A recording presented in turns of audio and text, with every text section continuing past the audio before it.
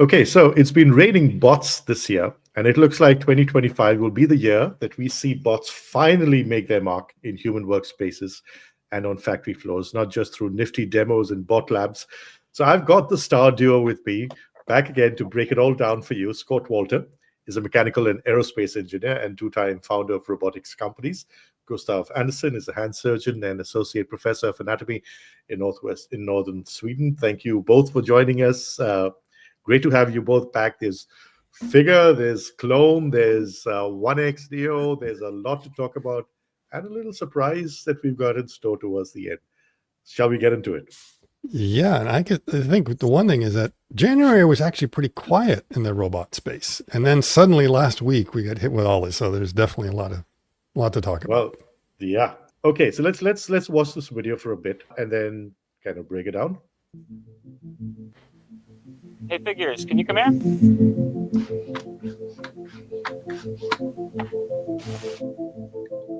Okay, I'd like to try something new.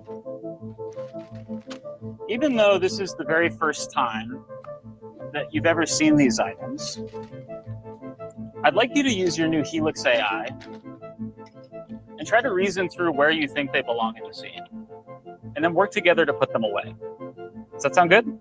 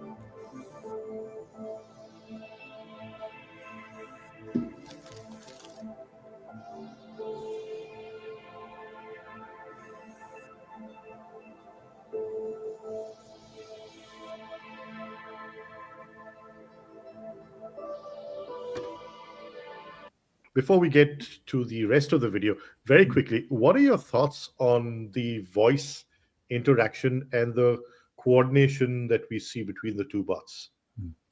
It's very impressive. Just coordinating your left hand with your right hand is already a big enough a challenge, but when you're doing it between two different bots, it then requires a little bit of extra sophistication. We don't know exactly how they're communicating. We have some suspicions because there's an excellent white paper that goes along with it. So anyone that goes to that link, you will find that there's a link to a white paper you can go through that gives some sort of description. So they basically have two neural stacks on top of one another, what they call an S1 and an S2. The S2 is at the very low level that is actually doing the movement of the hands. And then there's a higher level kind of reasoning, what they call the S2 level, that is taking in the voice commands, figuring out what to do, and is breaking it down actually into text instructions. What I wish they had done here is that if they'd actually shown us kind of the text instructions that were being generated internally. So basically it's train of thought. And I suspect they're either using like a Bluetooth or a essentially Wi-Fi. how they're thinking, right? How they're thinking. So we see that in there, that at some point it says, okay, right now grab the ketchup and put it in the fridge. So there actually is a text command that's doing that then gets broken down into the actual motions to do it. So they have the higher level reasoning and probably something a little bit higher than that to think about how to break the whole problem down.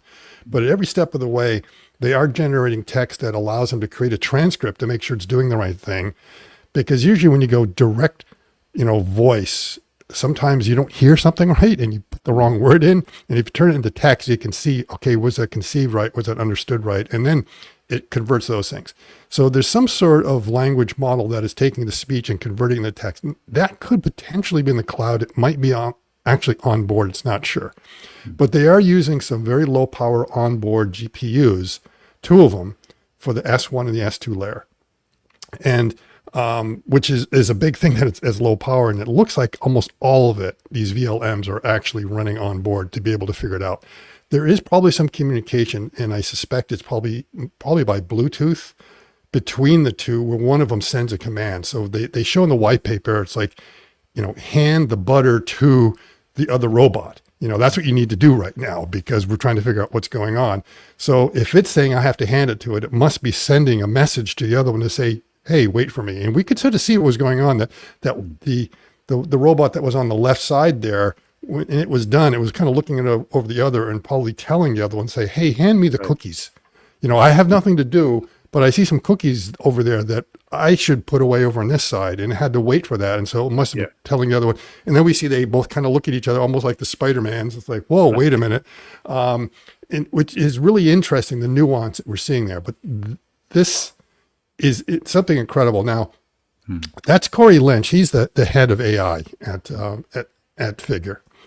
And you may have heard a few weeks ago that they broke off their relationship with OpenAI. With OpenAI, correct. Yeah. Now, while that was maybe kind of a shock to everyone, it wasn't a big surprise to me. Not that I had like any insider knowledge or knew this was coming, but let's say I wasn't surprised because I knew they were working on a lot of stuff in-house that was like, yeah, maybe they could. And I think OpenAI is kind of preoccupied with a lot of other things, a lot of other customers. So they're probably like, they're not, really providing what we need. So they're doing it internally. The other thing that's sort of interesting is that a lot of people said, oh, wait a minute, what does he mean by you've never seen these items before? They've seen items like this before. Okay. Right. So they understand that. And then probably through the fact that the VLMs have like a large language model in there, these bots already conceptually know what fruit is. They kind of know what dairy products are. Those are all already kind of built in there. And then they're starting to see what these objects look in real life and be able to move them around. So they can categorize things and do everything. So even though they maybe had not seen that apple before, we can see from the white paper, they had seen fruit and put fruit in the fruit bowl. And they probably just go, oh, apples are fruit. The bananas were going over there. Let's go ahead and put it in there. So they already kind of knew what was going on. That's what he's showing that. And now that did not come as a surprise to me because I personally witnessed that for the first time back in October.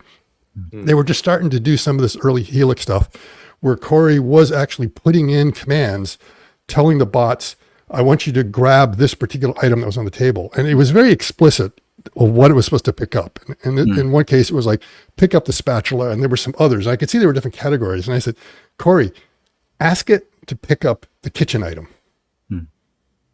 And he wasn't sure. And neither was the group that we were with that was going to work. And put it on in there. And the bot looked down there, and sure enough, it picked up the spatula. It didn't pick up the things that were non-kitchen items. So it figured it out. So that's kind of that abstract concept matching that was going on there. And this is very important because they probably could already see in the training set that you put butter into the fridge. But suddenly there was no butter. There was cheese. And they were like, cheese is dairy. Dairy goes into the fridge. Let's go ahead and put that on in there. So that's what's very, very impressive about that demo. That is not teleoperated. That is fully autonomous, showing not only the capabilities of the hardware that's there, but now really showing the capabilities of the AI and the reasoning. So you saw it live, basically? So because whenever I see this, I'm like, when you talk with the Siri or with your OpenAI voice, it's quite slow sometimes. It really starts thinking, but they're really fast at getting going here. Did you feel that when you saw it live, that when they asked for a kitchen item, they weren't standing there for 30 seconds with the thing? No, it was quick. It was quick. So there's a little bit of thought and a little bit of reason that's going on. But the reason why I'm saying, that this was not teleoperated is I personally witnessed them put in a command and the bot reacting to the command and doing it. And that was back in October. So that's why I'm not surprised that this demo is running the way it is right now, because they had a lot of time to polish it. They already were getting a lot of stuff in there, and it basically fits the architecture that I was already witnessing at that point. So I know there were a lot of people out there that were scoffing at it and saying, oh, this is real. They fake it. It's like, nope, I saw it. I actually saw something very similar to it. And I can believe that they have this going right now. And no one was hiding behind the yes. And Brett, I think Brett was conscious of that, and I think that's what prompted this post on X or where he talks about this. There being so much of teleoperated fake demos happening that it's time to get real. And I guess it's good because it forces competitors, including Tesla, to step it up. Kind of, yes. Now, a year ago, they showed the first Keurig example of where they were starting to work on these things where it sort of was watching through demonstrations and examples to be able to do that. And that was an autonomous thing. They were impressed with it. And people in the AI space were impressed with it. Casual observers like, oh, there's nothing special about that. And then of course, a lot of people said, oh, it's teleopt. And of course we were seeing lots and lots of others. And Tesla was also putting some misleading videos out there where it looked like the bot was doing it and everyone's expecting it was doing it. And then they would catch that there was like a hand going on in there showing there was a teleoperator. And then they had to come back and say, oh yeah, that was teleoperator. They're folding the t-shirt. That was all. And it's happened a couple of times to the point that now Milan is like really sensitive about that. And he made it very clear. And I think the last demonstration that they did where they caught the ball and they said, yeah, that was teleoperated because a lot of people thought it was autonomous because the Wii Robot Day, that was all teleoperated as well. So everyone is kind of a little bit careful about it. And again, 1X kind of got caught. We're going to be showing that as they had an impressive video back in the summertime showing Neo doing something. And then it turned out it was all teleoperated, it kind of came out and they showed another one. And a lot of people were, like, okay, is this? And then they sort of like, okay, it was teleoperated. We're just trying to show you what the hardware is able to do. The AI still has a ways to go. I think the AI part is quite interesting because at least they showed that the shoulder it could reach quite high. So I haven't seen other robots really do that, or maybe they've done some basic movements. But here it puts it on the top shelf, which is that's a perfect segue to my question for you, Gustav. When you look at this movement, and I'm just going to try and play it back ever so teensy-weensy bitly. You see this? A human would just put it right through till it makes contact with the shelf. Yeah, that's kind of dropping it, right? Or what do you make? So it's hard to tell if it was just random chance this time that it kind of dropped it instead of putting it down. But looking at the hands, they really, and we will come back to this later, the thumb or action, we've talked earlier quite a lot about the need for opposition and adduction, abduction. It only ever uses the thumb in one position. It always goes back to having it in the side, but then it goes back to this gripping part, and it looks like it's always using the same position of the thumb in all of these actions that it's doing in this clip. I want to go back. Do you remember, Scott and Gustav, the first video that we saw from Figure that had the voice interaction? And we were like, oh wow, this is multimodal AI.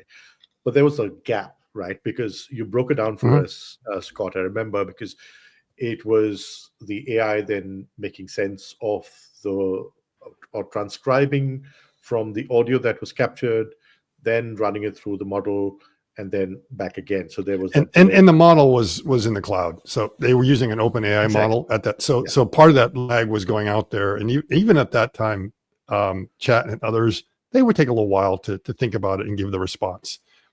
What was interesting about that is that we got the train of thought coming from the bot on what it's doing and why it was doing. That's kind of missing right now. And it may be because they're like, it's not that critical right now. You just want to tell it to do something and just hopefully it does it. For debugging, it would be nice to be able to see, see the logs on that. But there's no need. And again, they are trying to do as much of this on board. I don't know how much they offloaded, whether the speech recognition was like briefly offloaded and then converted into a transcript for them to understand, or whether that's fully on board. But I believe everything else is on board. From what I can read in the white paper, it sounds like all of that was being done on board and it was not relying on any services in the cloud. Okay, so let me just try and play this video forward, because there's another very interesting thing that I spotted, and I want your thoughts on it, both Scott and Gustav.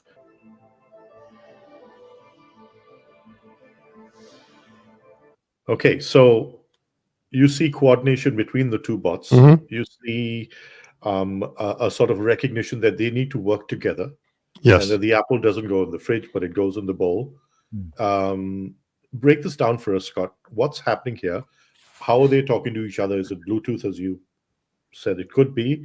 But this level of coordination is pretty mind-blowing. Yes. And again, I think it's being done by text, because you could see the way they are breaking down all the elements is that they literally create a text string internally to say what they have to do. So they have an internal monologue of what do I do next? And some of it might be, pick up this item and put it over in the shelf. And the first thing might be open the drawer. Now that the drawer is open, take this and put it into the open drawer. And then there's this coordination again, where it says like, pick up the cheese and hand it to the robot on your left. And that means it's going to have to know, oh, I have to communicate. So there's got to be probably some text messaging going on over there, and they're going back and forth. So with the decision with the apple, I mean, there's quite a bit. First, we have to find where the apple's going to go in. And rather than them handing the apple to me and me putting it in there, which has usually been the case, right? There's been that kind of relay race. Now it's like, no, I'm going to slide the fruit bowl over. You can put it in there. I'm going to slide it back. And that may be something because it just kind of saw it in its training set, that's how they wanted it to do it, versus was it like an optimization? I mean, what's the most optimum way to do it? I don't know. And it may be that optimum way is to do that because the humans did it that way, because we think of that as being the best way. Slide it over, drop it in, rather than doing this relay with it. So that is an interesting breakdown of what they have to do. That I absolutely agree. And again, we previously were kind of talking about the robot reaching up. So Gustav, you might want to mention about that, because it means your shoulder has to be doing a few things.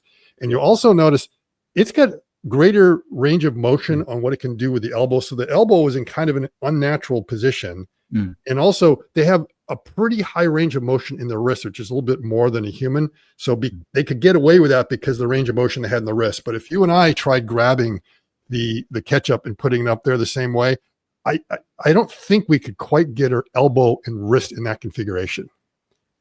Yeah, it doesn't flex the wrist as much as I would expect it to, but there are people who could do that with a stiff wrist. It's not somebody, but it has a lot this way. It has a lot more yaw. Which, okay, sorry for that's what we call it in the robotics community. What are you calling it? Is that radial ulnar deviation? The deviation back and forth, so it has a lot in that way, way more than the others. And I think it has like a normal amount this way, but we'll have a lot of roll.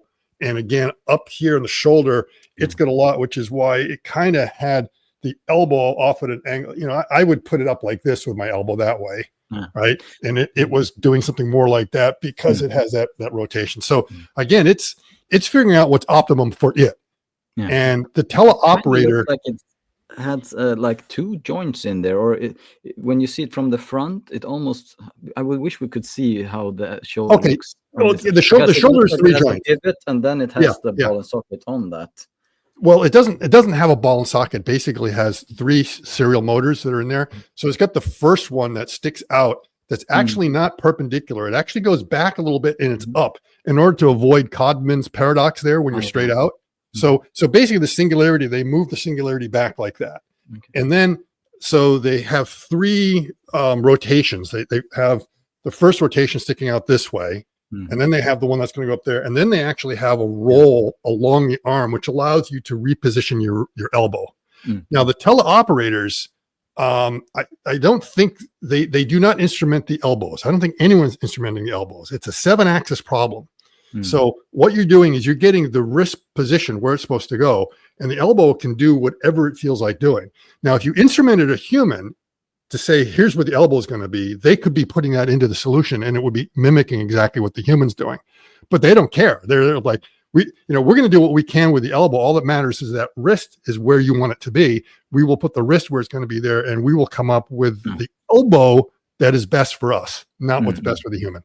If you can just take the cursor right now, the robot that's putting the ketchup up, if you look at the arm that is stationary right now, that's not moving, so it would be its right arm, you can see a slice along the upper arm, which is exactly where it rotates. So that's where it's a little bit above the elbow. So if you go to it a little bit above the elbow, you're going to see a line that kind of is horizontal there, and that's where it rotates right along there. So that's the third axis of rotation. And I think that's a better position for it than further down the forearm, since that's where we have the most rotation. This kind of follows along. But they also and the forearm as well. You can see right after there's also that, and so that will be your wrist roll right there.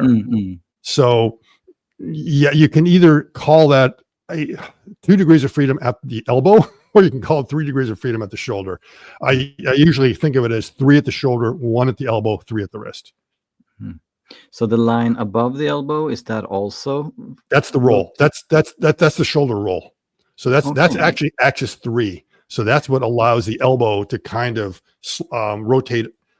So basically, it rotates along that axis, which allows the elbow to point out where you want it to go. Yeah. Okay. Now, here's the interesting bit. What does this mean? The sort of coordination that we're seeing between these two bots. When you scale it up, what does it mean for deploying bots in fleets or whatever the term is for bots? I'm thinking, are they communicating, or would it be easier just to have them having kind of like the same mind? So when they're going to put it in the hive basket, mind. Is it like two robots talking with each other, or is it one entity like moving the things where it wants it to be? Or can you differ between those things? I don't know. At some point, there is going to be the Borg hive mind. And in the Borg hive mind at this point was Corey. He's coming in and he's telling them what you have to do at this point. And I want the two of you to coordinate. So it could be a troop of them in which he's basically saying, okay, here's what you're going to do. What we don't know is how they do the semantic breaking down of everything, of all the tasks that have to be done, or whether they just kind of do their own thing. And when they realize they have to coordinate, the others go ahead and do it. So there may have been some communication between the two to say, oh, I'll deal with the stuff that's in front of me. You deal with the stuff that's in front of you. Okay. So maybe they do have that conversation, and then it starts kind of taking care of it. And then it realizes, oh, hey, you get an item that I need. And then they discuss it. So I don't know. I don't think there's necessarily a hive mind. I'm pretty sure they architected this, because a lot of times when you architect something for one thing, it's really hard to get it to do for two things. It's like, oh, we've got to have multiple variables and arrays. But if you program, is this a little bit of cheating because it's a one-time specific demo? Usually, if you program things right, when you go from 1 to 2, you're basically going from 1 to n. Now, if you're a lousy programmer and you try to do it for two things and you don't think abstractly like that, sometimes you get stuck. I can only do 2, and 3 is going to be a special case and hard. I'm pretty sure they set this thing up that the bots are aware of what their names are and maybe who someone is, and they say, hey, you over there, I need you to come here and help me. So I'm pretty sure they would be able to do 3 or 4. So the scaling of this is going to be pretty impressive. So on board, each one of them is not like taking on more responsibility. It's just going to be deciding, oh, who's the bot near me? And then it'll be interesting how they recognize each other, whether they actually are just kind of doing it telepathically there, or whether it's going to have to look at it and say, are you Bob, by the way? Yeah, I'm Bob.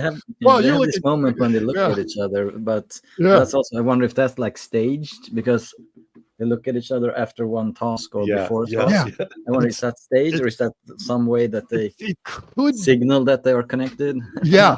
It was kind of weird, because a lot of times they would look at each other, and I was wondering at first, are they communicating just through gestures? And there may be a little bit of that, of sort of saying, oh, okay, we've completed the task, right? And it's like, yeah, okay, you're going to do that. And I don't know if that's just stuff that kind of came in from whatever the training set is that they had, or whether it's a kind of emergent behavior. It could be emergent. That these AI systems end up having a lot of emergent behavior that you did not intend it to do. That emergent behavior is we're on scary ground. Yeah, it is. And so it could be taken care of doing little things like that will kind of come in, that they realize that this behaves better. I don't know if that was emergent behavior or taught behavior bringing the fruit bowl over. So who's Kevin and who's Bob? Yeah. Minions now. Yeah. Exactly. We don't know. So I would think in the future you're going to have to put some sort of bibs or something on these things to have like, hi, I'm Bob, something like that. Yeah. Yeah. And imagine them with personality. Mm-hmm. But this is a big step. Hardware is nice to have, but in the end, without the AI, it's just a hunk of junk. Exactly. And so this is a big step forward. The fact that they're doing this alone without having to do it with OpenAI is quite impressive. Yeah, obviously. I think the other thing to point out here is that until now, Figure has not really been demonstrating home environment stuff. Yeah, there was like with the Keurig thing, but that was just sort of very early days trying to show what they were able to do with Figure 1. But the focus has clearly been businesses and 2 major customers. The first customer we know is BMW. So that's an automotive. The second one we don't know, but the high speculation is it's a logistics related thing. So like, moving boxes and stuff like that, and maybe putting things in the boxes and stuff like that. Brett has talked about eventually going into the home environment, but that was like years off. It's like, you got to get this thing right. The use case is here. The robots have to get softer. We have to do all these other things before they can kind of go in there. Yet we're seeing this like, well, wait a minute. They're already doing kitchen kind of stuff. Are you really focusing more in the home, or is this kind of training very important for some of the other projects you're doing? Because you could see a BMW. Yeah, we're going to have some workers that have to coordinate a task amongst each other. So that might be useful. Whatever logistics they're doing, if it's more than just moving boxes around, but if it's actually putting things into boxes and sealing them up, then that also might be a kind of coordination you kind of work on. So it's very interesting that they're showing this, because it shows that they are quite interested in the future home market. And Gustav, from the range of motion that you've seen in this demo video, do you see any limitations in, let's say, a home environment? Yeah, so as we mentioned, the shoulder movement, this seems to be capable of doing more than I kind of expected it to. I don't think maybe I fully realized their design with the multiple rotations and so on. But as I mentioned previously, the hand really doesn't vary that much in its grip.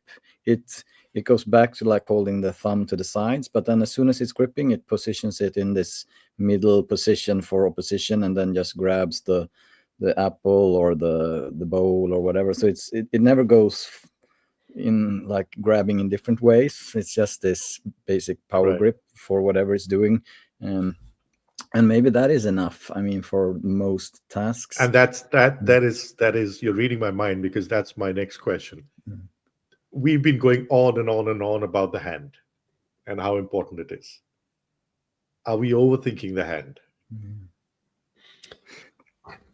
Yeah, I mean, you will introduce complexity with each added movement, and building a robust structure that will hold for a long period and giving you a strong grip. You could always hold your key card like this. You don't have to hold your key card like this, especially if you can rotate your forearm or whatever. So it might not be very good at threading a needle that Elon has mentioned he wants his bots to do. But at what price and when? And do you need to thread a needle? Yeah, exactly. In order to be useful. Mm-hmm. And you probably could do it if you have high, even with this grip and a needle. If you could probably do it. Royden, when's the last time you threaded a needle? Yeah, well, actually, quite recently. Exactly.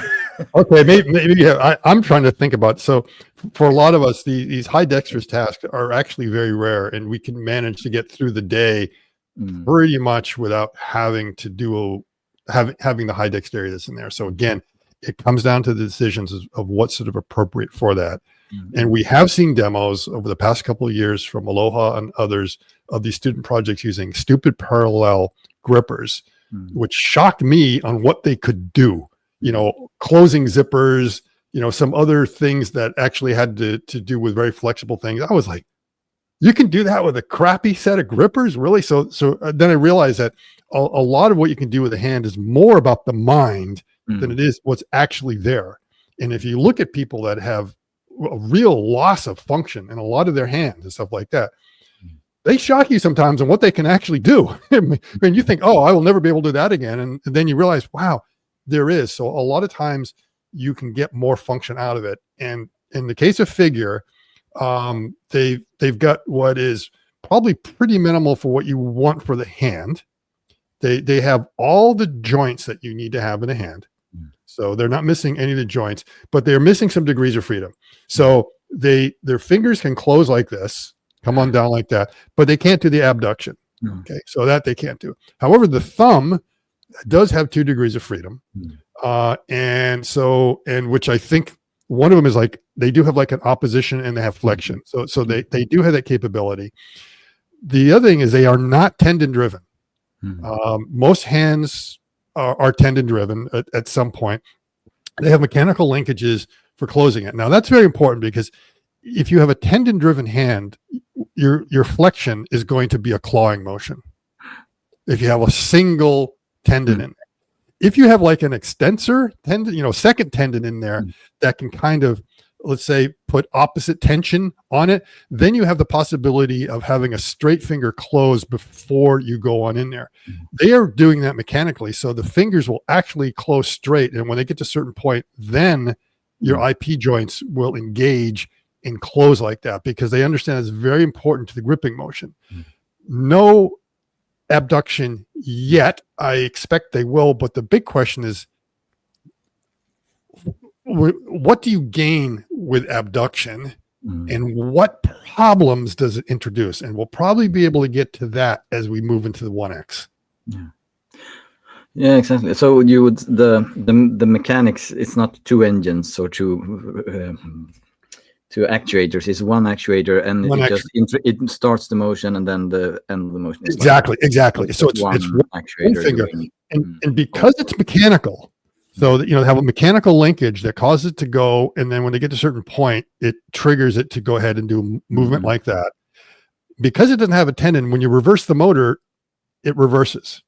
So the problem with the tendon-driven one is that you can close it, but the tendons won't open up unless you have the extensors, which are going to be tendons that pull the other way, or if you have in the IP joints or your knuckles, the spring that will pop it open. So that's part of the reason they do it. That gives them much better control on the grip strength and the ability to open. So that's part of their decisions. And they have 6 actuators. It's technically a 16 degree of freedom hand, but I'm going to introduce a new term because I'm tired of this degree of freedom. Everyone uses degree of freedom improperly. So we should really be talking about how many joints. So it's got 16 joints, but it's got 6 actuators. So technically it has 6 degrees of control. So I want to call them DOCs. How many degrees of control do you actually have, since you're not using degrees of freedom the way you're supposed to? Usually degrees of freedom is how much control you have over the whole thing. So usually what happens with your fingers is that as you start to close them, all the other joints, they close in concert, and there's nothing you can do about it because you don't have that degree of control. But we kind of do, because we actually have the extensors in there that allow us to fight against it, that allows us to kind of straight finger down. But you want to see loss of control. There may be very few viewers, maybe there's a couple of viewers out there, but most of you'll see if you move your thumb, your other fingers don't move. You take your index finger and start moving it forward. At some point, your middle finger is going to move, and there's nothing you can do about it. You're going to try really hard, but you won't be able. Now you move that middle finger and the other goes, so you can try to resist, but they just kind of, so that's that loss of degree. And again, straight finger, I can come down with straight finger, but as soon as I start to curl it, both IP joints get kicked in. I can't make the distal stay straight. That's really hard. If I'm going to make the, the pip go, that is going to just trigger the other one. So I can make both of them straight, but as soon as I engage one, the other one's just kind of going. It's very, very hard to resist. So this means that you have like a lower sense of dimensionality in your DOFs. And there's actually an interesting paper out there from, I think, the National Institute of Science talking about how many degrees, because you ask any biomechanist, how many degrees of freedom in the hand? And it's like asking an accountant, 10 accountants to do your tax returns. You'll get 20 different returns, right? So they all give you a different answer, and no one really knows. But the common ones, and we're talking about the hand, just take the wrist out of it. I was shocked to see one of them said approximately 20. I was like, approximately 20. It's either 20 or it's 21 or it's 19. And that's because they're saying, well, actually, some of those degrees of freedom are almost not full degrees of freedom. So they're looking at it that way. It's like, it might be like 19.5 degrees of freedom. I'm like, well, how do you come up with a fractional number? I mean, this is supposed to be like quantum mechanics, everything. But, and that's partly because you do have loss of control as you go around. And it's going to be hard for all of them to do. The Tesla hand with all those tendons are going to be putting different tensions that are going to be causing other tensions. There's going to be crosstalk and influence. You put a coating on here, like a glove, and that glove goes around there. There's stretching tension going on the glove that's going to cause the other fingers to move, whether you want them to or not. So there's always going to be a little bit of that crosstalk between them. Yeah, and it varies quite a lot between individuals. I mean, there are some who are better at straightening their pinky without having the other fingers coming, because you have this individual tendency. So some can really control doing the heavy metal sign, whereas others are very poor at that, and it doesn't really matter in the end. The pinky is only important for drinking tea in Britain. So the Brits are very good at that. We all know about that. Ryan, you probably know a little bit about that as well, right? So you know where it began, right? The medical explanation for that, yes, or at least the myth about the little finger. Do you know that one? No. So the myth is that syphilis was very prevalent among the nobles in the French court, right? Yeah, so they got a stiff little finger, and then the others wanted to emulate this, so they started drinking with the little finger. But I don't know if it's true or if it's just well, that's a story I hear too. That's a story I'm familiar with. And I remember, like, the middle finger had also something to do with archery. You know, where the symbol of that sign is because that was a finger that would be removed when you were captured, because it meant you could no longer be an archer, because your middle finger was like the most important. And by showing that, basically was like a sign to the other side, like, hey, you haven't removed my middle finger. And it was literally known as plucking you, because the U was like the tree that you made the bow out of. You would be plucking it, and it was basically, see, we can pluck you. All right. Okay. So, Gustav, you've got a few props. Do you want to do a bit of show and tell? And as always. Yeah. No, so it's show and tell time. Ding, ding, ding. Yeah. So take it away. I'm trying to kind of get into this. What is the optimal design for getting your hand as similar to the human hand as possible? And I found this really interesting artist's hand that you use to kind of has as a drawing guide if you're an artist. And this hand really has the opportunity to do full range of motion when it comes to the thumb opposition. So that is really nice. And it also adds the movement of the fifth and fourth metacarpal to some extent. It's not as much, but it helps you to make a arching of the hand when it's gripping. So you can get really lifelike positions of this hand.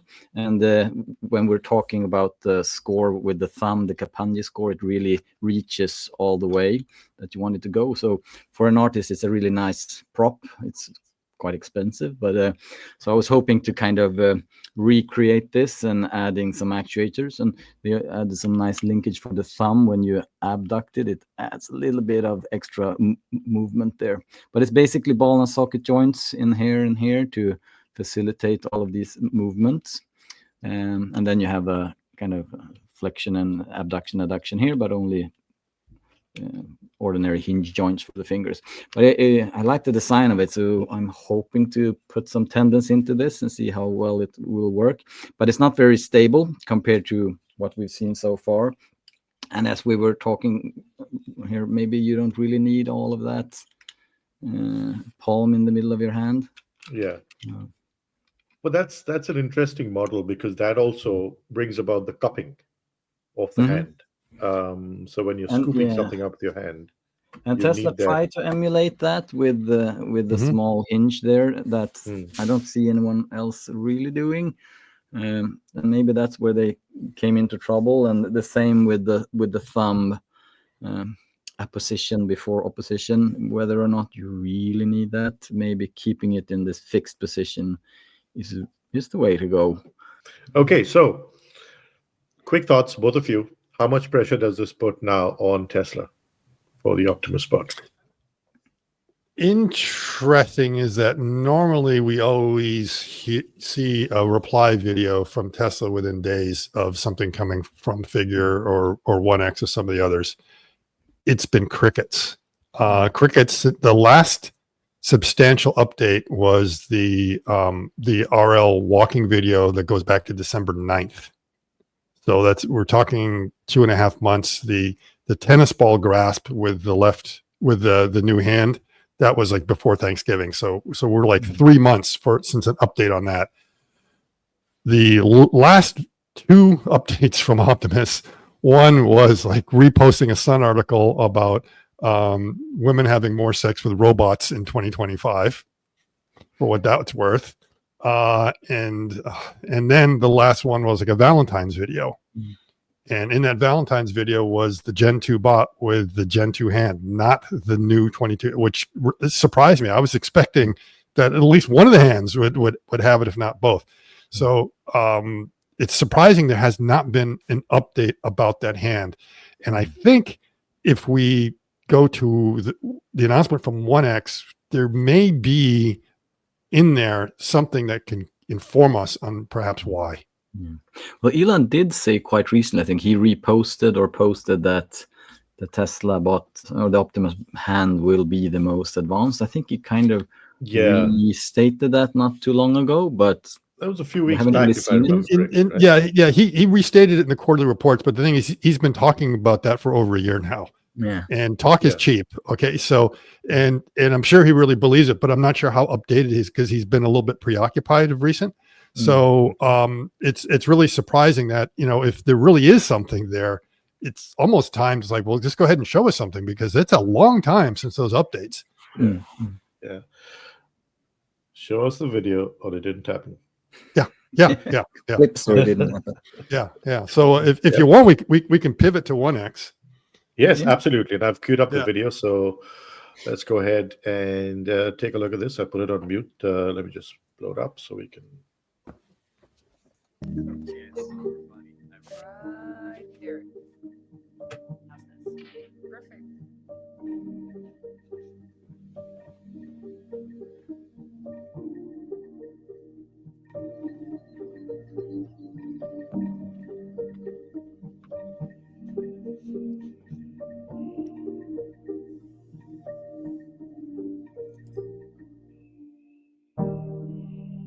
All right. So clearly another clear attempt at highlighting functionality in an everyday setting like a house. Yes. And it was clarified that that was teleoperated with autonomous walking. So the most important thing to me is an update from the old Neo. The old Neo shuffled. This one is walking pretty well, and it's autonomously walking. And that's typical for telerobotics, is you don't want telerobotic walking because the robot has to balance itself. So there's something suggesting that you want the robot to move forward or maybe go left and right, and it will do that for you, along with, but all the arm motions would have then been done through telerobotic control. So that is showing the capabilities of the hardware. I'm pleased to see that the walking has improved quite a bit. Yeah, although it still does seem to be as if it's stumbling a little more than it's walking. Yes, yeah, and we see this handoff here. I'm not sure. Okay, we don't see him really holding the groceries. We don't know how heavy the bag is. You know, so the impression is that is it carrying 2 pounds, 5 pounds? I think they want it to be able to carry close to 50 pounds in there. Now, right there on that one. Do you want to say something about that gesture right there with the keys, Gustav? Yeah, so first the thumb is kind of locked in this position, as we talked about previously, in a functional grip, but then it's using this extended fingers.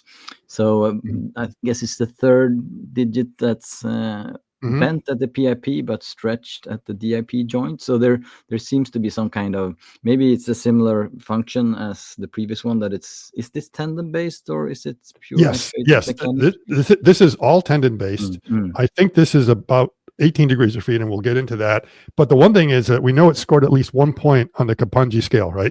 Exactly. So that's the thing that's sort of important about that particular grab. I mean, it's one thing I could grab something like that, but I may still not be able to touch my fingertips. And the scale that we're talking about is the ability to touch different pads on your fingers. And there's like 10 different locations. And if you can do that, that means you have a good ROM, which means in this case, range of motion. So if you see that, it doesn't mean read-only memory, it means range of motion in that particular case. Yeah, and I would expect that in this position, it would also be able to reach at least like the third or fourth digit without a big issue to create a tripod grip. Now it's just a pinch type grip, but that it could add more fingers to this if it needed extra support. Which you would need for chopsticks, right? Yeah. That's true. Now, this is the next generation Neo. Right. And what kind of surprised me is that there's actually been a de-evolution on the hand from the previous Neo that we saw. And this is one of the things we kind of want to talk about that goes into, your rating system and what's the best hand and everything else. So I was sort of surprised when I went through, because I had looked at the original hand, and the original hand, you could definitely see that there was 3 IP joints on the thumb. Well, actually, sorry, two IPs and the CMC joint that's down here. So normally we just see 2 on our fingers and we don't realize there's another one kind of built in. So if you look at on the left with the gray sweatsuit, you'll see the thumb has the 2 IP joints, and you can definitely see what's called the CMC joint down at the base of the palm. Now, CMC joint is a ball and socket, which means technically it has 3 degrees of freedom. I assumed it also had 3 degrees of freedom. I've been able to confirm it only had 2. So there was 2 there, which means it had flexion. And then I think the term for the other one is position, reposition, that movement probably. I mean, there's abduction, but I don't think you need abduction, do you? Well, we use it. It is one of the scores that we look at. So, but that is, and because the flexion is going all the way in there, whereas adduction is just putting in the same position, so it's keeping this joint straight. But otherwise, it's more or less the same motion. But then, so this is where it gets strict. Most people don't no longer call it, but this movement is an position. You get it in position next to something else, and the opposition is reaching to the fingertip. Position up. Okay. So position is opposing the thumb in this position. So it's clearly lost this ability, and also it won't have a full adduction to kind of. It could kind of emulate holding a key card. I guess it would be a bit on the side like this. It won't be a straight one, but probably doesn't really matter. But it definitely lost this. So it didn't lose it. It more or less froze it in place. Yeah, it froze it in this position. We talked a little bit previously that in some patients, if you have issues with your CMC joint, it's a reasonable surgery to have that stiffened or fused in a nice position. But what we have, which this robot doesn't have, is that the next joint will allow for some slight movement, but it won't be the same extent of the range of motion if you stiffen your CMC joint. And sometimes we only stiffen it like with the tendons or ligament structure, so it's not as wobbly, but you could still move it. But sometimes if you have a painful CMC joint, you could do a fuse of that joint or an arthrodesis to get away with it, to get rid of the pain. Because if you're a young individual and you have this problem, you don't want to do the standard procedures where you kind of remove a bone to have like a slink joint, because your grip strength would really go down. So if you're a young individual who have CMC joint pain and the only way is surgery, then having an arthrodesis is usually what we do to carpenters or manual laborers, because then they get a strong grip. But however, they have a little bit motion left in the next joint, like the mid-carpal joints that we have, which these robots won't have. They just will go down to the wrist. So, but even if you stiffen that, obviously the figure could do quite a lot in the kitchen. So. Or the 1X, the 1X, Neo, yeah. So again, it comes down to, it's not the perfect decision, it's the best decision, the best outcome that you're trying to get. So you're in the case of like, well, we have a problem here, we have to fix the problem. And like you say, if they're a carpenter or something like that, grip strength is very important. If they were a musician, you might be making a different decision because maybe the mobility becomes very important. So this is the same trade-off these engineers have now made, is that Gustav talked about like a wobbly CMC joint. So, what could that mean? Well, let's remember, this thing is tendon driven. And I pointed out in this picture here that what they appear to have done, and I can't quite see all of them there, but I believe they do their tendon drive a little bit different. Is that a lot of times a tendon gets attached one where, and you're just able to kind of pull on it and then you release it. They actually have these capsins that they have pairs of tendons that are wrapped around the same spool, so that when the spool turns in one direction, one tendon gets basically relaxed, goes into compression, if you want to think about it, and the other one's in tension. And the whole idea is that as you move it back and forth, one of those tendons is always in tension, and you don't have to have 2 actuators to do it. Tesla is doing 1 actuator for each one of them. So by doing it that way and coordinating it together, you can always make sure you have them going opposite. So if you have like an extensor, your tendon looping around from the top to the bottom, in one case, that same loop acts as a flexor, and the other as an extensor to be able to move it back. But they have the abduction also. And by having the tendons on the different sides there, if I have them both in exact same tension, I'm going to come down like this. But if one of them goes in opposite tension, I can go ahead and do that. So rather than actually having tendons that are exclusively for abduction, they're like, well, wait a minute, let's go ahead and do it. Now, we've seen this before in the wrist that the Tesla has, and also the Aptronic, but they're using a stiff mechanism for being able to do that by having the differential movement, you can either get this or that. Now, the advantage of what you're doing by having that parallel is that means your motion this way is really strong. Well, what's the most important motion in your fingers? It's that. I like it to be strong. So just imagine I got 2 pairs of tendons working on that. It's going to give me good grip strength. And with a little bit of differential, I can reposition it to where I want it to be. Now, the problem with this is one thing that, maybe not everyone has ridden a horse, but we've all seen how horses are ridden. You have the reins, right? And if you want the horse's head to go this way or that way, you pull the rein on one side and you have to relax the other. But then if something happens that the horse decides it wants to move its head the other way, suddenly you're fighting with what you have to do on the reins to get it to move, and you'll get some floppiness. So even though you have all those things in there, what could happen is that as you run into some resistance, suddenly if you can't time everything right, things are going to move and slip. And so I'm thinking they had a wobbly CMC joint, and they would go to grab something, and there would be a little bit of resistance, and it would slip. And so that meant precision control was being lost there. That's the only rationale I could have, and that's why I asked Gustav, basically hypothetically, a patient comes to you and they get a wobbly CMC. Now I don't know if that's the diagnosis or not. I got a wobbly CMC. Oh wow, okay. And would it make sense to stiffen it? And he said, well, if I can strengthen it and stuff like that, I would do it with PT. But if you can't, then fusing that makes sense. So they fuse it in a particular direction because now, remember, the opposing thumb is so darn important to grabbing everything. That's the thing that's in opposition. And if it keeps slipping and losing its position and holding that in place with tendons, that's really hard. Again, because it's an analogy with a horse's reins, is that because you can't get the compression to kind of do it. With the wrist, that mechanism works well because you don't lock it in place with tension. You lock it in place with position. All you have to do is freeze them in position. And when that thing tries to move, because it's a bar you're going against, it will automatically go in compression and everything else. If you're trying to freeze that thumb into position with a tendon, it's really hard. You have to do it with tension.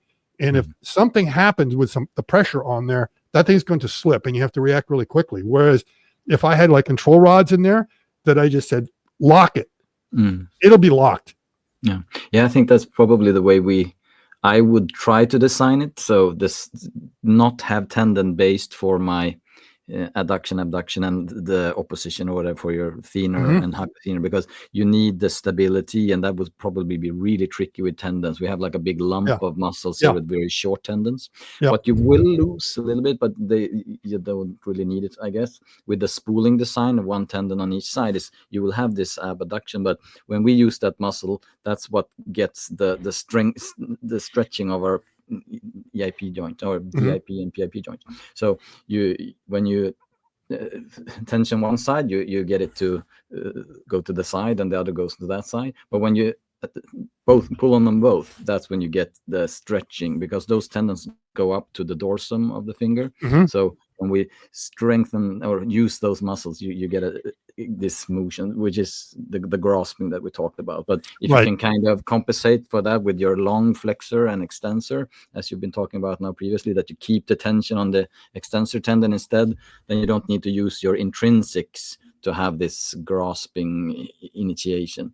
But the spool, I don't see, unless they pull the whole spool somehow. So you have the rotation, and then you also have what they do is they counter rotate. So they have one spool, and they rotate one around this way and one around the other, so that when you rotate one way, the one's being relaxed, and the other one's being pulled on, and that's how it works throughout the rest of the body. I mean, their whole thing is tendon based. So their arms, their legs, everything is being done with tendons, and with the hands, I'm assuming they might be using a similar strategy. They could be using a different one. I could be completely wrong that they actually are like pulling up and down with some linear actuators, but you're just kind of looking at the way that's going around in those tendons. They have what looks like two extensor tendons, unless those are the wires that go through for like the touch pads or something that's on there, and I'm misinterpreting it, but I'm pretty sure they look like they would probably actually be some sort of tendon that's in there that gives them that capability.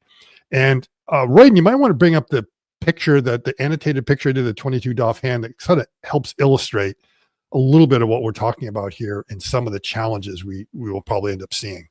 For anyone who's wondering about what the dip and the pip and the MCP and the CMC joints that we're talking about, I've annotated this on an actual hand by taking what typically biomechanists would use for this terminology. And we can see at the base of the Tesla thumb, it looks like they have 3 degrees of freedom there. The only way I can come up with the 22 DOF hand is that the thumb has to have 5 degrees of freedom, which means a CMC joint is actually 3 degrees of freedom like the human hand.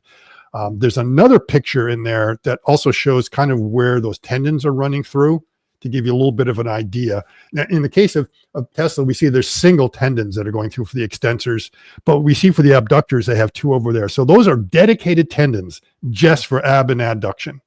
And that means they might be able to hold it in position better, because you're not, like you're just saying, keep the tension on there. We don't want that thing to abduct, and go ahead and do your flexion, stuff like that. However, I'm pretty sure no matter how much you think you're holding it in place, when you start to do that, you're going to get that kind of that crosstalk between them, that you're going to have to adjust these things a little bit to really keep it in there. So you may have a little bit of floppiness that's going in there. Their thumb has got basically 3 joints there.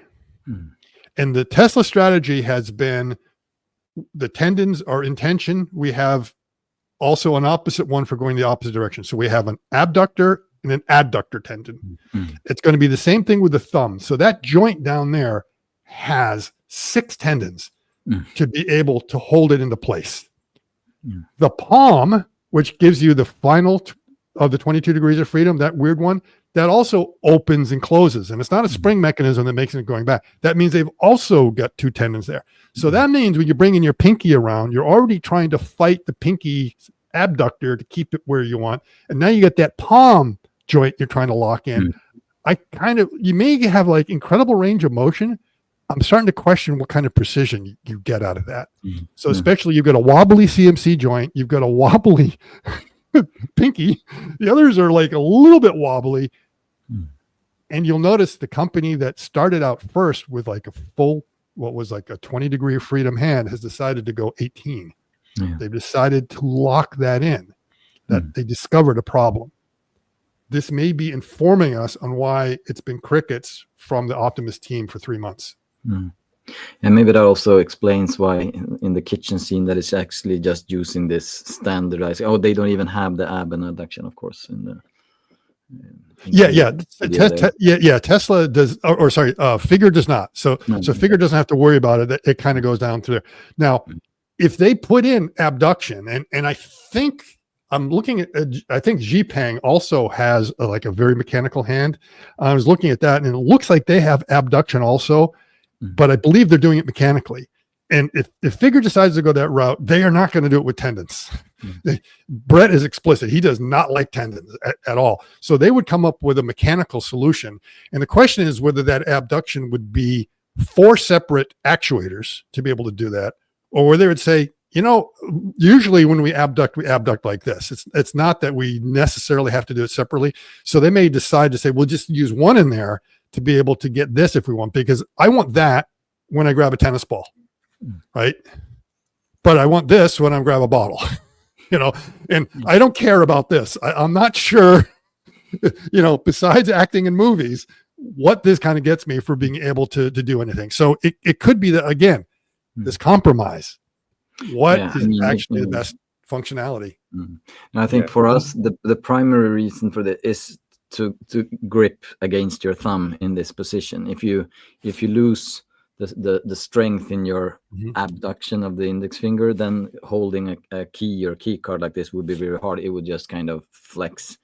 But if you instead grip it like they did in this video, instead of gripping it to the side, then you could more or less remove the splaying of the fingers as well, because I can't even either see really where they would use it unless they kind of want them to play the piano or an instrument. Exactly. Playing the piano, you need that. Yeah. But the the round ball is why you need that. But again, it's abduction that is the same. It's basically distributed throughout. It's not an individual finger. So grabbing round things, or not just that, also taking the tops off of here. So you need it for that. But again, it's one of those that you don't have to do it individually. You could just say, we'll make it kind of come out like that. So that's what I would expect would be a solution that they would kind of go with. And then it comes down to, at some point, we're going to come up with a scorecard, and everyone's going to have these things there, and deciding what's more important than something else and how subjective that is, to really be able to compare these different robot hands to see, how good they are, and I don't know if we necessarily want a horse race system, because it's a losing battle in a way. So here's the thing. Do you need that level of complexity and that level of finesse in control in order to deploy a useful, viable product to market? No, you do not, because we see people who are highly functioning in society who have lost ability either through arthritis or accidents or other things in their hands that are still able to make it through the day and have absolutely no problem. So you do not need that full functionality. If these bots are going to be showing up at the Boston Symphony Orchestra, yes, they need to have a 22-degree freedom hand with all sorts of sensitivity and everything else. But if they're just working around the house and, if they don't have to thread a needle, I mean, it's like threading a needle might be kind of nice, but is it really that important? Do you need to be able to thread a needle to fold the laundry and you to probably take the groceries in? You probably can thread it, even if you have, we have a condition called cleft hand or other ways where you basically just have a thumb and a pinky. And having that, you could probably thread a needle as well if you practice. And these individuals are very we've seen people who do incredible artwork with their legs, right? They've lost their arms and they're able to, like, just with their feet be able to do it. So if you put enough focus on it and are really dedicated, you might be able to do a lot. Now, it may be that you're not as fast and efficient, but the thing is, if we need to thread needles all day, we're not going to have a robot for that. We're going to have a hard piece of automation that's doing it. If it's just an occasional thread the needle, fine. But I still like your scorecard idea. It would be nice to. Maybe it's time to bring it up. It's something that I would like to do it, but again, kind of open source it in the sense that explain what it is. So there are already these scales out there for doing, like we talked about the Kapanji scale for being able to see what your range of motion is. And that's a good place to start, that we'd want to score all of them on this. Okay, how'd you do on that?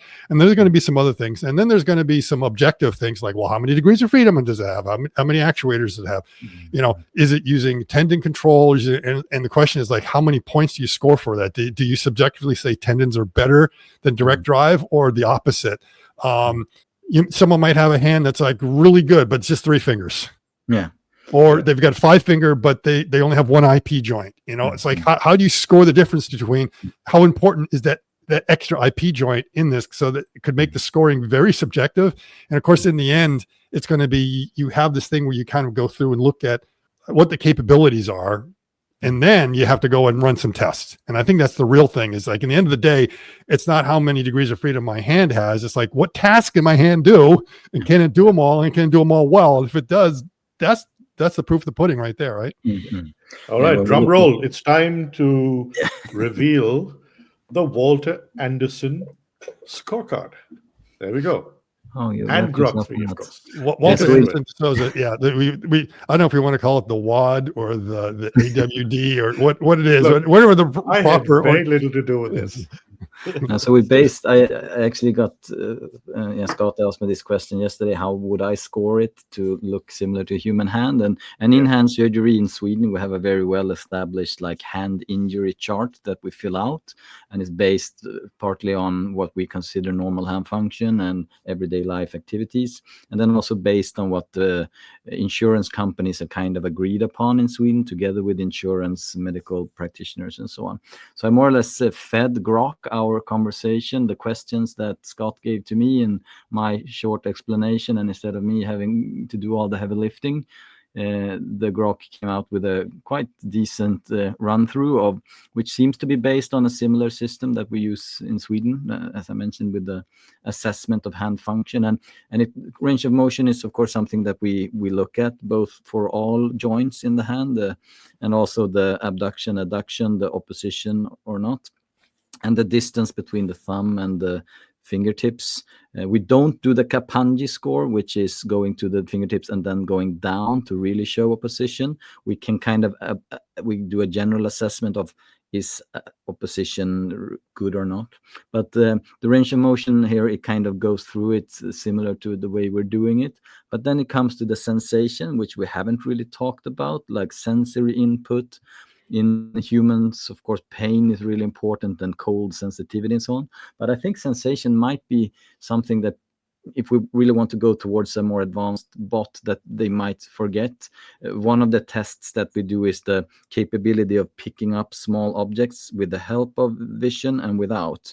So what we do is basically take a clip, like a paper clip, and we put it in a bag, and they are supposed to pick it up. And if they don't have any sensory input, it's really hard to find this paper clip. After a while, the people usually do it, but the other one is picking it up from a table. If you have a needle on the table, and anyone who's had cold fingers knows that it's really hard to get a grasp of that needle. So that's like one of the tests. And then we do what's called 2-point discrimination, which is basically how sensitive are we to discriminating two different points in the finger.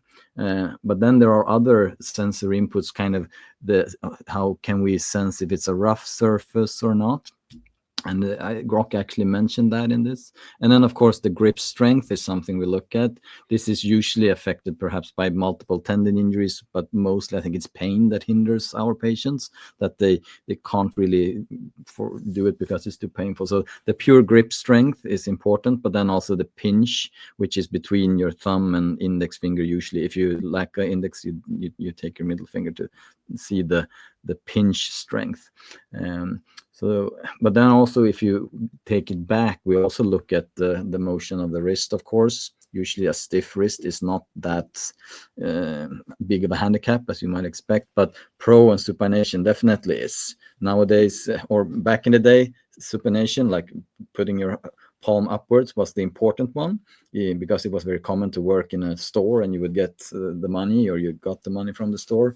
Nowadays, pronation is considered much more important because that's how we do the work today. So those range of motions are there. But so it will be interesting to kind of both looking at the questionnaire with everyday activities, because you have like 10 different activities that are considered important for everyday life, like brushing your teeth, going to the toilet, whatever that entails, brushing your hair, shaving, eating with cutlery, writing with a pen, and writing on a computer. So we score that no problem, problematic, or impossible. And if these are impossible, your insurance company will probably have to pay up more than if you can kind of, if you can't comb your hair yourself. That's a big issue. Right. And the question is like, hey, does a robot need to brush its teeth? No. But does it need to help someone brush their teeth? Oh, okay, maybe. Yeah. What about, the keyboard entry? Well, the robot shouldn't have to do it. It should just communicate by Wi-Fi. But are there like some extended situations where it needs to go over and press the enter button on a keypad for some reason? I think it can do that. It just won't be really good at typing. So again, this is where we kind of come down to that. Some of those we have to say, are they really an objective measurement of what that robot needs? And then comparing against like, well, wait a minute. Again, like I say, it doesn't have to brush its teeth, but maybe it needs to help me brush my teeth. Yeah. And it won't go to the toilet, but it will definitely, if we want it to be an elder care, it needs to help. Needs to assist someone. Exactly. Yeah.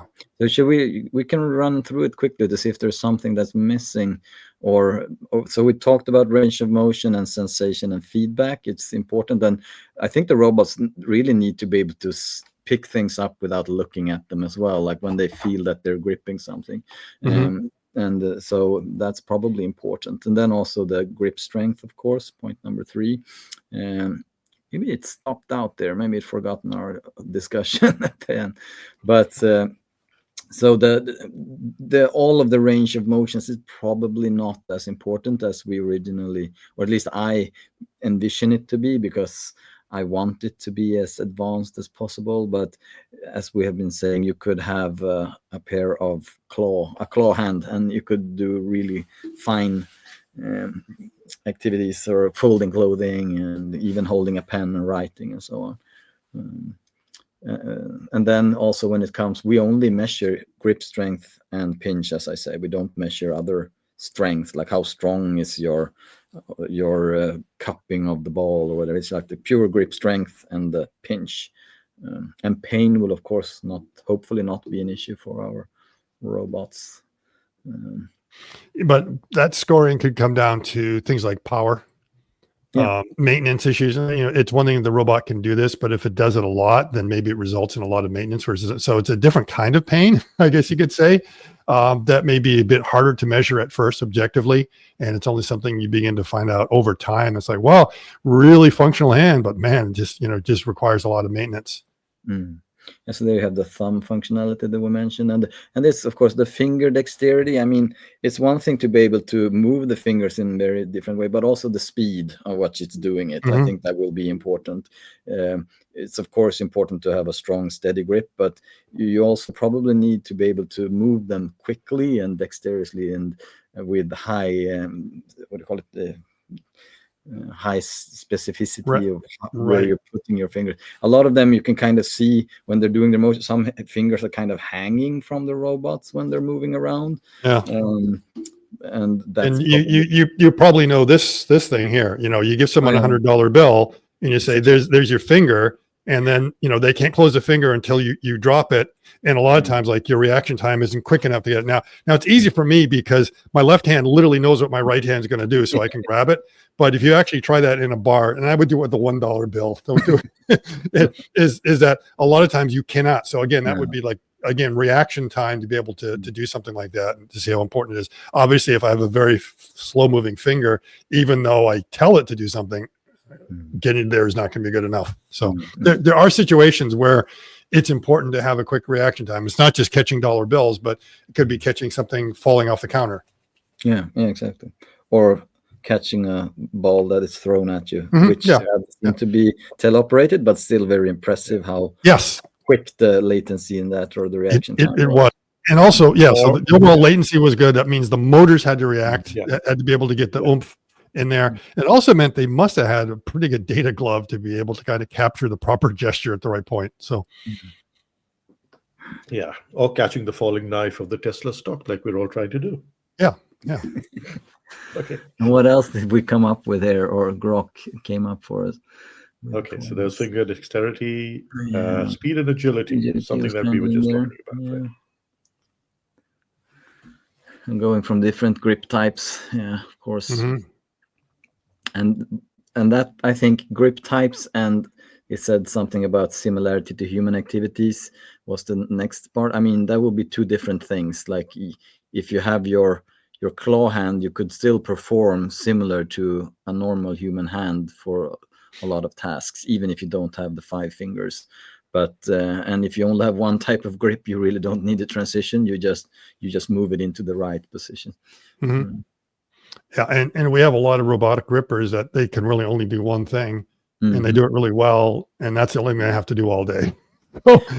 And here we come to, I think, the stiffened CMC joint, or the removing of the opposition of the thumb, endurance and reliability. I mean, you can do this 1,000 times or more every day for many years, or do you need to change that? And I guess if you build enough robots, then it's not a big deal to change the hand every month. if you need the complexity, but it's probably going to be cheaper to make a basic, very reliable, enduring hand than to have it exchanged every second week. Yeah, and that's kind of been the issue, is that we've seen a lot of really interesting robotic hands over the decades.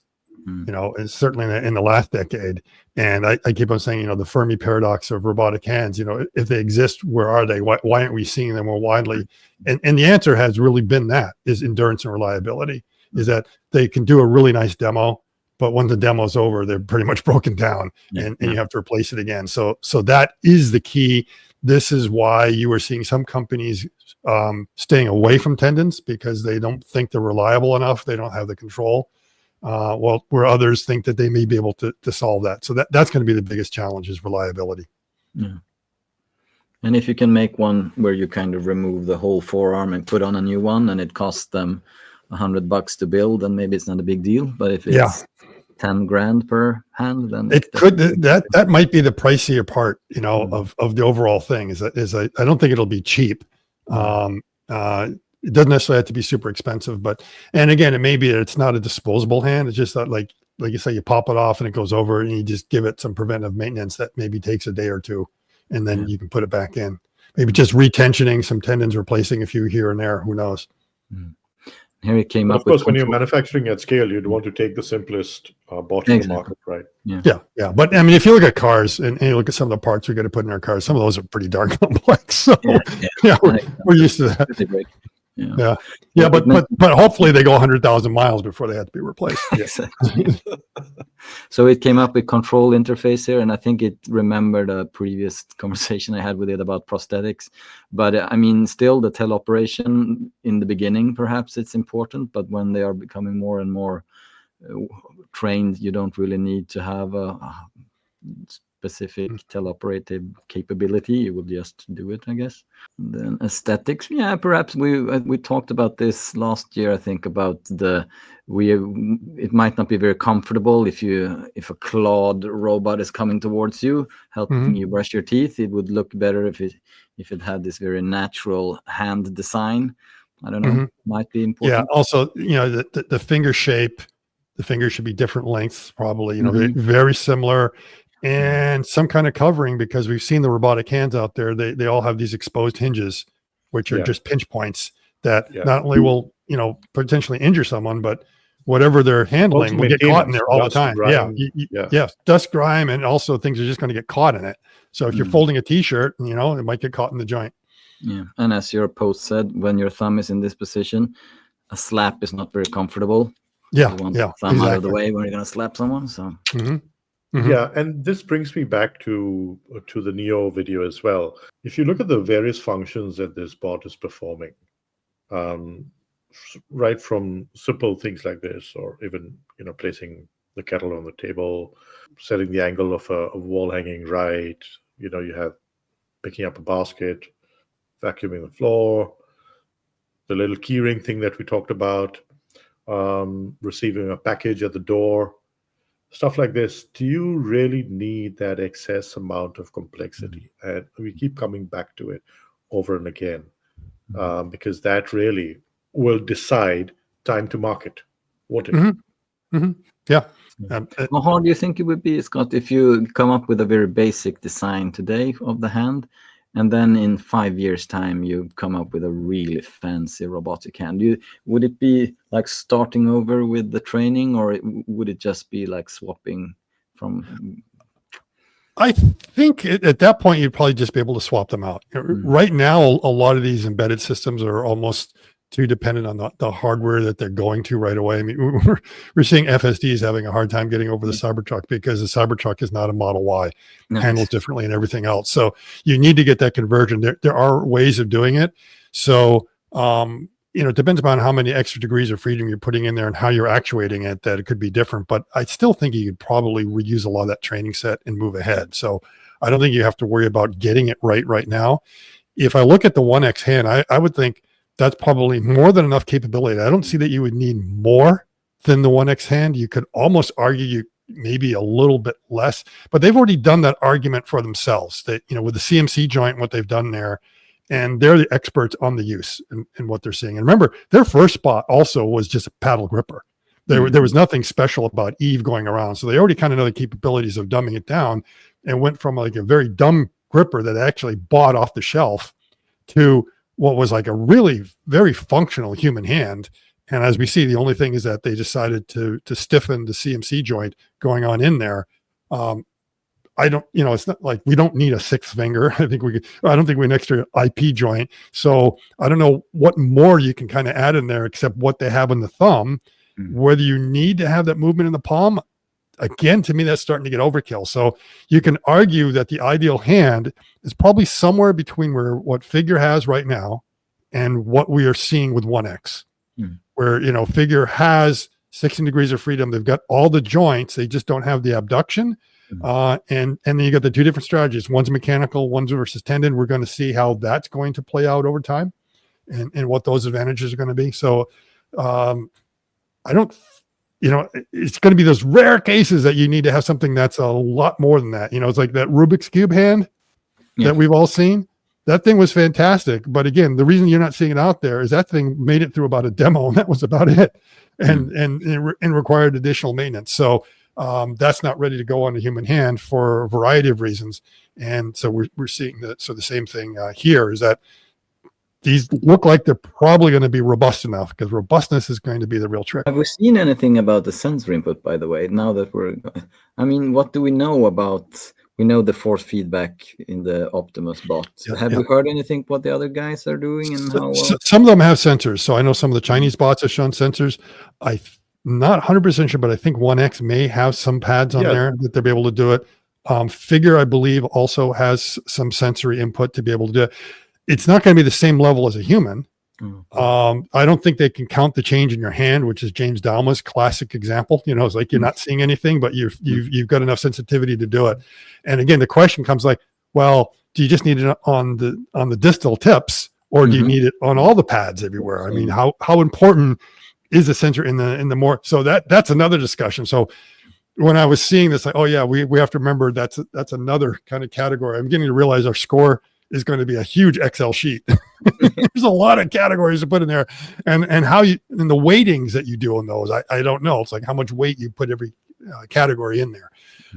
To me, the end score on all of them, and this is again patient outcome.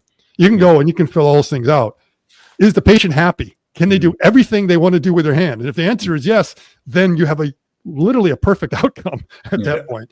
And that's the same thing with these hands, is are they going to be able to do everything you want it to do for those use cases? And it may be, it's not a one size fits all. And it may be that you have to. So I've got a robot that's working in the BMW factory. It's about robustness. It's not about dexterity. It's going to be handling greasy sheet metal all day long. It's sharp and stuff like that. It's got to be able to handle that. Then I've got one working in the home. That's very different. It's a much softer environment, everything else. But my hand maybe requires more dexterity. So it's going to be hard to say that it has to be this hand, because they're not all going to work equally well in their different use cases. Well, great. I think we've had a great chat today. Thank you, both of you. I would have loved to get on to clone, but I think we'll kind of leave that for a separate video, because there's a lot to go through in that when we go down that rabbit hole. But for the moment, Scott and Gustav, thank you so much for your time. It's great to get back with you guys and just talk robotics again. And I look forward to doing this again soon. Yeah, same here. The same. Thanks.